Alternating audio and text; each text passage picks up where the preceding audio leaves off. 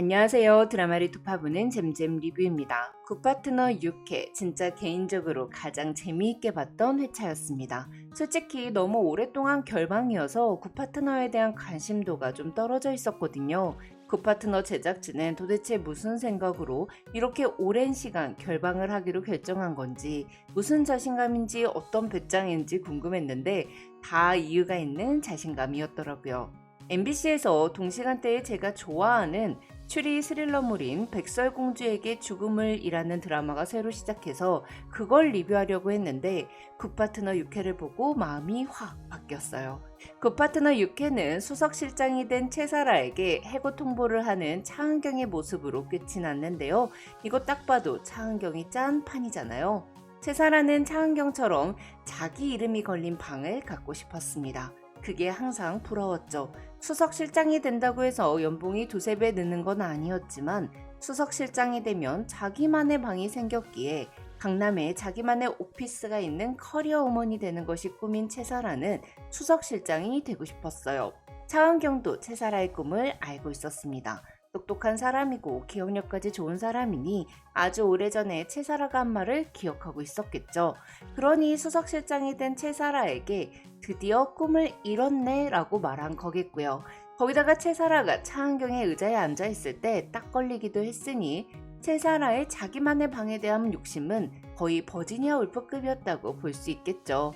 차은경은 채사라가 남편의 내연녀라는 걸 알게 된 이후에도 회사는 계속 다니라며 채사라를 해고하지 않았습니다. 그건 다 때를 봤던 거였죠. 복수는 상대방이 이제 다 가진 것 같다고 생각할 때, 가장 높은 자리에 올라갔을 때, 모든 걸 다 잃었다고 생각했을 때 추락시키는 게 최고니까요. 채사라한테 그 방에 다시 들어갈 필요 없다고 하는데 너무 짜릿하더라고요. 채사라 업무평가 100점 준 거 다 이유가 있던 거였어요. 채사라는 그렇게 자기만의 오피스에 한번 제대로 앉아보지도 못하고 컴퓨터 한번 켜보지 못하고 회사에서 잘리게 됐는데요.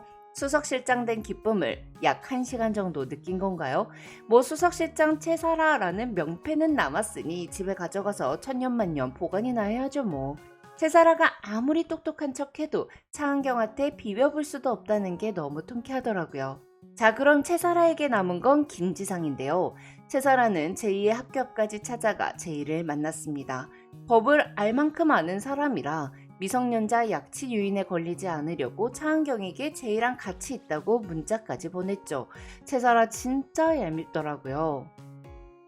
거기다가 채사라는 자기도 제이 생각을 많이 하기 때문에 딸은 엄마가 키우는 게 좋다고 생각한다며 재산 분할만 빨리 해주면 원장님 선택해서 제이랑 엄마랑 살게끔 마무리 짓겠다. 저 할 수 있다고 했습니다. 이 말은 진짜 선 넘은 거잖아요. 제이의 부모인 차은경과 김지상도 제이가 스스로 선택할 수 있도록 기다리고 있어요. 제이에게 더 큰 상처를 주지 않기 위해 하고 싶은 말이 있어도 아끼며 제이의 의견을 존중하고 있다고요. 부모로서 최선을 다했음에도 불구하고 제이에게 채워주지 못한 엄마의 빈자리에 대해 미안해하고 지난 시간을 후회하고 있다고요. 제이를 잘 키우기 위해 이를 최우선으로 두고 자기 자신을 마지막으로 두는 삶을 10년 이상 살았지만 어쩌면 내 역할은 먹이고 입히고 가르칠 돈을 버는 걸로 충분하다고 생각했던 게 내가 한 합리화였나 하는 생각이 들며 빈자리뿐인 엄마였던 시간들에 죄책감을 갖고 있다고요. 제이한테 열심히 사는 모습을 보여주고 경제적으로 잘 서포트를 해줬음에도 자식 앞에서 한없이 미안해하고 있다고요. 근데 채사라 지가 뭔데 어디 주제넘게 제이가 엄마와 살 수 있도록 설득한다는 말을 하냐고요. 오피스 허즈밴드도 선 넘었지만 제이를 설득한다는 그런 오만한 말은 정말 해서는 안 되는 거였어요. 또한 이 말은 제이로 딜을 하겠다는 것이었으니 제이를 수단으로 이용하겠다는 거였고요. 전 근데 이 장면이 나온 이유가 있다고 생각해요. 바로 차은경이 채사라가 제이를 키우고 싶지 않다라고 말한 거 그걸 녹음했을 것 같습니다. 차은경은 채사라에게 너나 잘못 건드렸다 라고 경고한 이후 채사라가 원하는 것을 하나씩 뺏어가기 시작했어요. 일단 채사라의 꿈 수석실장이 되는 걸 완벽하게 뺏었습니다. 그럼 이제 채사라에게 남은 건 차은경의 남편 김지상이죠. 차은경은 채사라가 제이는 엄마가 키워야죠 라고 한 것과 이 부분은 변호사님과 제가 일치하네요 라고 한 것, 재산 분할을 해주면 제이를 설득하겠다고 한 부분 녹음해서 그대로 전부 다 김지상에게 들려줄 것 같아요. 그럼 김지상이 채사라를 계속 사랑한다고 할 수 있을까요? 절대 아니죠. 김지상은 채사라에게 실망하고 헤어지겠죠.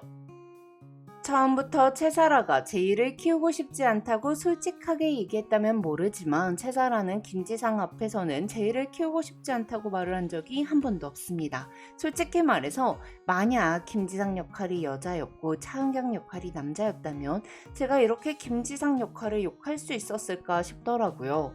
배우자가 돈을 아주 많이 벌어다 주지만 양육은 전혀 도와주지 않았기에 나의 커리어를 버린 채 아이를 키우는 캐릭터가 여자였다면 전 아마 김지상을 이 정도로 욕하진 않았을 것 같아요. 물론 바람을 피는 건 남녀 불문 욕먹을 짓이죠. 근데 육아라는 게 정말 내 자신을 없애버리잖아요. 차은경이 한유리에게 한 모든 부모들은 자기 자신이 삭제되는 경험을 해. 이 말 너무 공감되더라고요.